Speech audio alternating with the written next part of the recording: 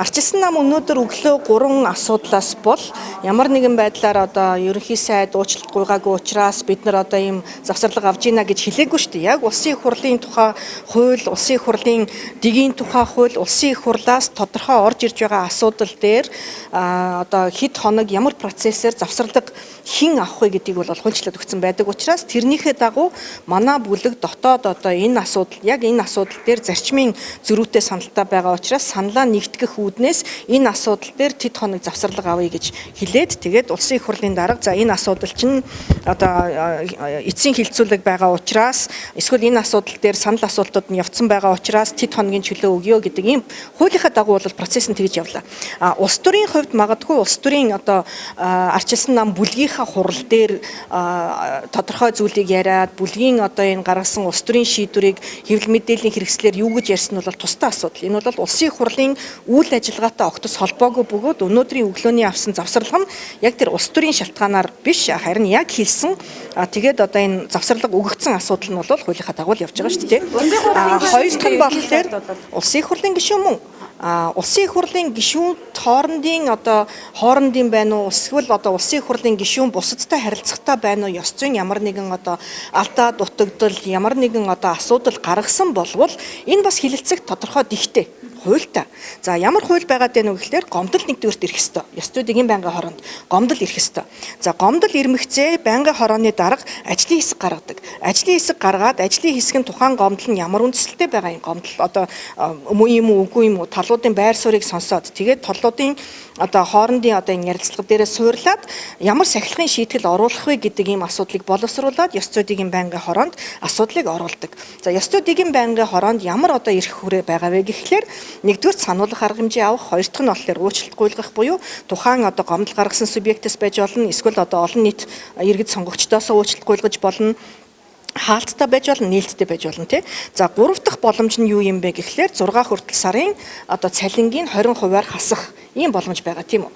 Тэгэхээр яг энэ одоо хуулийнхаа дагуу альва асуудал явагдах ёстой учраас ёс зүйн байнгын хороонд хин нэгний гомдол орж ирээд энэ асуудлыг одоо хилэлцгээгээд ажлын хэсэг гаргаад хилцсэн асуудал огтос байхгүй. Ерөнхий сайдын хувьд одоо энэ улсын хурлын гишүүн Баярмаатай доромж үгээр харьцсан өөрөө их хурлын одоо чуулганы үеэр штэ энэ бол одоо ёс зүйн зөрчил мөн үү гэж олон нийтэд асуугаад байна л та.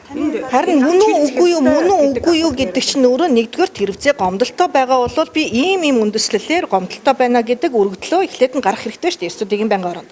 Ёс зүйн байнгын хороо одоо баг гаргаад тэр хүмүүс нь хоорондоо хууль тогтоомжийнхаа хүрээнд хараад за энэ яг доромжилсан юм уу? Энэ яг гүтгсэн юм уу? Энэ яг хариуцлага үүрүүлэх асуудал мөн үгүй гэдгийг хилцээд гаргаж ирнэ. Тэрнээс хин нэгэн одоо улсын их хурлын гишүүн тэр чинь тийм штэ зөрчлөө тэр чинь юм байна штэ ингэж хариуцлага тооцъё гэдэг юм нэг гишүүн ярьдаггүй. Энэ чинь бүтцээрээ дагуулад ёс зүйн байнгын хороонд гомдол ирэх юм бол ажлын хэсэг гараад ярилцаад тэгээд сахилгын шийтгэлийг оруулж ирээд хамтын шийдвэр гаргадаг байх нь шүү дээ. За зарим асуудал дээр бид нар бол ёс зүйн байнгын хороон дээр хоёр ч улсын их хурлын гишүүний асуудлыг ярьсан байгаа тий. За нэг нь бол Халтмаагийн Батулга гишүүний эрцтэй холбоотой асуудал. За хоёр дахь нь болохоор Нарантуя Наара дээр одоо асуудал байсан тий. Өнгөрсөн намрын чуулганаар нэг асуудал байсан. За хоёр дахь сая хаврын чуулганаар нэг асуудал одоо өргөдөл орж ирсэн. Түүн дээр хилцэх шаардлагагүй юм байна. Одоо хуулийнхаа хүрээнд хоорондоо ярилцаад болчих юм байна гэдэг үзэл юм. Тэгэхээр үүн дээр бол би эргээд хэлэх гээд энэ бол одоо субъектив байдлаар хин нэгэн хүн тогтоодог асуудал биш ээ. Бид нар бол үүнийг одоо гаргах ёстой. Өмнө зодон бодоход олон нийтийг хамарсан энэ улс төрчийн хувьд яг энэ за ер нь бол байна штэ. Би бол улсын их хурлын гишүүд эмэгтэй ч эрэгтэй ч зөвхөн одоо эмэгтэй хүн учраас одоо ингэж болохгүй гэсэн асуудал байж огтос болохгүй. Ягаад гэвэл эн чинь өөрөө хүн эмэгтэй байхлаар одоо болдоггүй, эрэгтэй байхлаар болдог гэсэн асуудал байж болохгүй зү. Ер нь улсын их хурлын гишүүд, улсын их хурлын тухай хуулиараа 44-ийн 1-ийн 14 дээр байгаа заалтыг ууших ёстой. Энэ маань өөрөө юу юм бэ гэхлээр бүрэн эрхээ хэрэгжүүлэхдээ чуулганы нэгдсэн хуралдаанаар, байнгын хорооны хуралдаанаар, ажлын хэсгийн хуралдаанаар за эдгээрээс гадуур бусдыг гүтгэж доромжилж болохгүй гэд хориглосон залт байгаа. Тэгэхээр бусдыг гүтгэж доромжлох нь өөрөө хууль зөрчиж байгаа асуудал мөн өө гэсэн үг. Тэгэхээр тухайн гомдол нь одоо юу гэдгийг доромжилсан байна уу, гүтгсэн байна уу гэдгийг тогтоодог тусдаа одоо газар байгаа учраас би одоо тэгсэн ингэж хэлэх хэрэггүй байгаад байна шүү дээ. Тэгэхээр энийг тогтоодог газар нь гаргаад ирэх юм бол тэгээд гараад тооцсон. Гэвч хариуцлага тооцсноос хойш Батулга гишүүн чуулганы нэгдсэн уралдаанд огт ирсэнгүй. Тэгэхээр одоо цаашид ер нь асуудал яах юм бэ? Одоо ер нь бол 6 сарын хугацаанд цалингийн тодорхой хувийг хасах ийм шийтгэл навдаг юм шүү дээ. Одоо ингээд чуулганы хуралдаан үргэлжсэн хэд хэдэн 7 хоногийн чуулганы хуралдаанд огт дэгдсэн. Ер нь гişүн энэ хуульдаа өөрчлөлт оруулах хэрэгтэй юм шүү.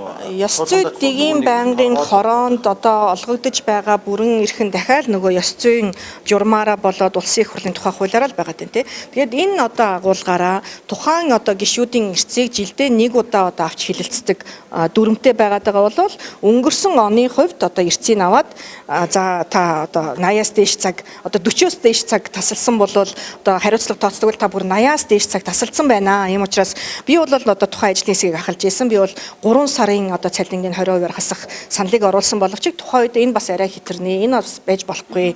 Одоо хамгийн дээд боломжтой байгаа хамгийн дээд буюу 6 сарын хугацаанд 20% хасъя гэдэг шийтгэлийг бол оногдуулсан. За энэ жилийн одоо эрсцийн хувьд бол эх оны 1 сард яригдах гад байна л гэсэн үг. Тэгэхээр миний хувьд бол санал юу байгаа вэ гэхээр бид нар энэ ёс зүйн дүрм кодексээ бол нэгдүгээр шинжлэх ёстой байна. Хоёрдугаарт болохоор яг тухайн чуулгандаа оролцохгүй байгаа өдрийн цалинг нь бол угаасаа олгодоггүй л дээ.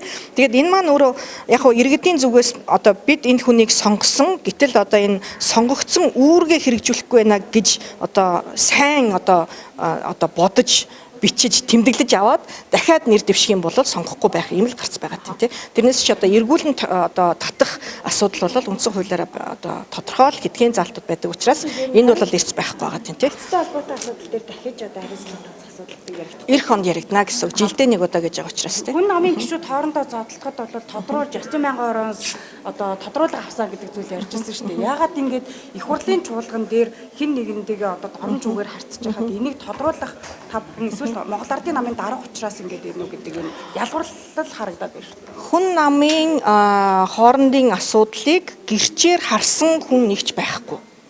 Одоо биднээс бол нэгч байхгүй шүү дээ. Одоо тухайн одоо хуралд оролцсон хүмүүс нь одоо яасныг бол бас мэдэхгүй тий. Тэгэхээр тодруулга тайлбар ирүүлэхийг одоо хүссэн бичгийг бол явуулсан гэсэн. Би явуулаг учраас бас мэдэхгүй. Надад ч хариу нэрээгүй учраас би бас хэлж мэдэхгүй. Тэгэхээр магадгүй Баярбаатар даргаас энийг асуух хэрэгтэй. Хоёрдугаарт нь болохоор миний одоо бас ойлгож байгаагаар ууг нь бол тухайн одоо хөмсгөндөө 2 ч ойдол тавиулсан гэж сонссон. Тэгээд энэ ойдол тавиулахдаа цагдаад одоо бас бүртгэл нь хийгдсэн гэж хэлсэн. Тэгээд тэр нь хэрхэн яасныг бол би бас мэдэхгүй. Бас хариулах хүн ч бас биш тий.